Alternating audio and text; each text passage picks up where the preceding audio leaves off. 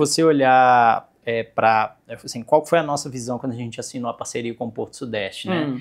Era justamente poder vender o minério diretamente, né? Saindo um pouco dos traders tradicional, aí, dos né? traders, Vale, CSN. Só que a gente, quando descobriu que os traders que estavam no mercado, traders que a gente nem conhecia, também queriam comprar desse minério, mas caíram no mesmo problema, porque não tinha o porto. Então, o contrato com a Porto Sudeste foi realmente um divisor de águas assim, na empresa. E aí, de repente, para o mercado todo, não só para as traders, mas para as siderúrgicas do mundo inteiro, chinesas, né, e do Oriente Médio, olharam e falaram assim, opa, peraí, tem uma empresa nova aqui que está sozinha, né, eu brincava, falava assim, a menina mais bonita da pista dançando sozinha, porque o resto está todo mundo casado. A noiva cobiçada, né? A noiva cobiçada, tem uma que está solteira ali.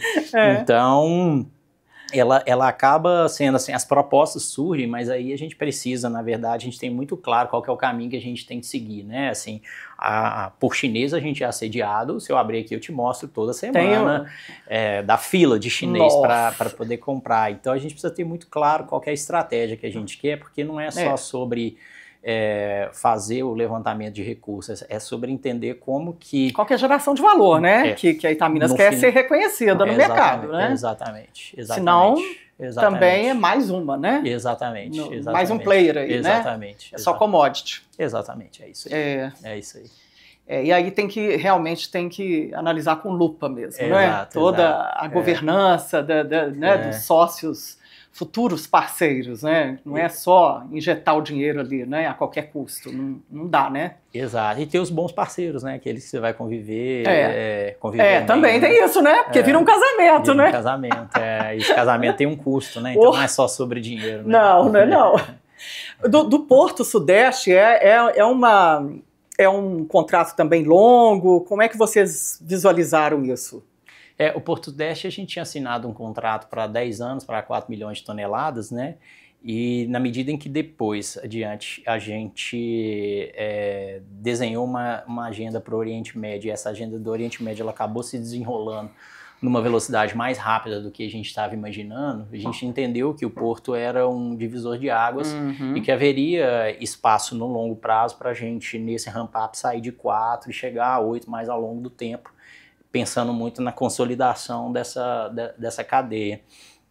E aí a gente fez uma provocação para Mubadala, né, e para a própria Trafigura, que são os sócios, né, ali no Porto, e aquilo acabou sendo bem recebido, né, no curto prazo. Eles entenderam que eles estão num processo, né, de avaliação de venda desse ativo, né, do Porto, e entendendo que o contrato com a Itaminas, entre outros que eles têm, poderiam agregar valor nesse processo de venda, porque é um contrato que garante, né, uma certa entrega. Então, uma coisa é ter um porto com 50 milhões de toneladas, que está operando ali pela metade, e você fala assim, você pode crescer. Outra, você fala, você pode crescer e tem contrato firmado de 20 anos, né, para poder crescer.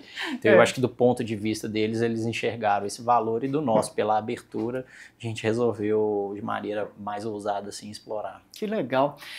A ferrovia, como que ela vai ser feita, não é? Qual que é o investimento só para ela? É um investimento alto, né, quando você fala em logística.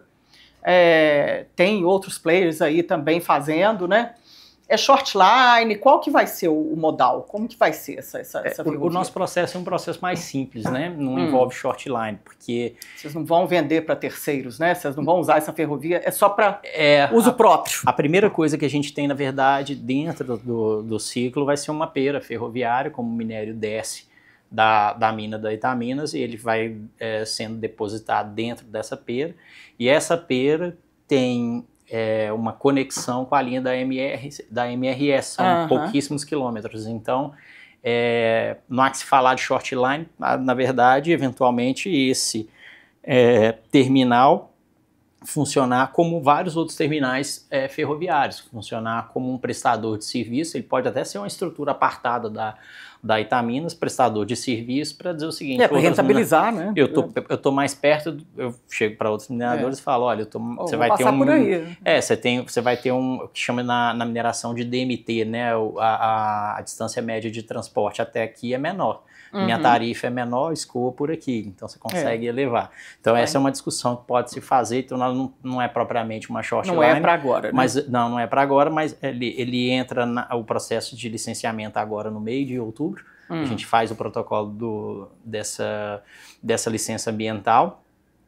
A seguir os trâmites normal, a gente sabe que tem uma questão hoje do CISEMA, uma reivindicação, né, por condições melhores do CISEMA, que envolve a greve de algumas pessoas, então certamente que isso pode vir a ter algum impacto, mas num fluxo normal, ele é um processo de 1 ano de avaliação, e a gente também caprichando nos estudos, né, fazendo bons estudos. Apresentando tudo direitinho, certinho, né? Ele deveria ser um processo de 1 ano, para depois entrar naquilo que seriam mais 2 anos de obra, e ali pelo final de 2028 a gente já poderia operar esse terminal. Legal. Quantos quilômetros aí seria esse terminal? É pequeno, a gente está falando, né, de coisa de 3, 4 quilômetros, até que ele se conecte à linha da MRS. É para conectar a linha da MRS. Só para conectar a linha da MRS. Para levar os vagões embora até o Porto Sudeste e dali embora, né? Dali para o mundo. Para o mundo. Legal. Barragens, Thiago, como é que tá? Vocês também estão com um projeto de empilhamento a seco, né? Que eu acho que é o que há de mais moderno, não é? Na mineração agora. Né?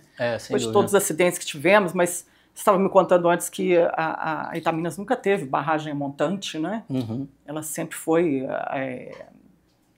nunca foi a montante, foi a jusante, a linha de centro, né? Mas aí agora vocês estão migrando para o empilhamento a seco também? Na verdade, a gente já migrou, né? A gente tinha uma barragem de linha de centro, ela já foi descomissionada já há um bom tempo, então ela não tem material lá dentro. Ao contrário, você anda lá dentro, passa de carro. Né? Sábado a cava enorme lá, né? Não, sábado a gente teve o Dia da Família lá da Itaminas, que são eventos que a gente vai fazendo aos poucos para levar os familiares para conhecer, o ônibus dá uma volta, a gente vai explicando. Importante, né? Muito legal, as famílias adoram, e uma das coisas que a gente fez foi passar com o ônibus dentro da barragem, porque não tem, o material foi tirado e foi complementado com... Foi descomissionado, tudo. Isso é a fase de descomissionamento. A gente precisa agora que a ANM aprove o nosso projeto de descaracterização, né? Que ele, uma vez aprovado, a gente começa a fazer o monitoramento. A lei exige um monitoramento de 2 anos da estabilidade, e ele cumprindo todos os parâmetros, apesar de visualmente se olhar e falar, olha, ainda parece uma barragem, mas ela não é. Então, na prática, ela não é barragem, não tem depósito de rejeito, não tem nada, mas do ponto de vista legal, a gente ainda tem essa fase da descaracterização. Minas S.A. Especial Horizontes da Indústria Mineira. Oferecimento Senai. Realização O Tempo.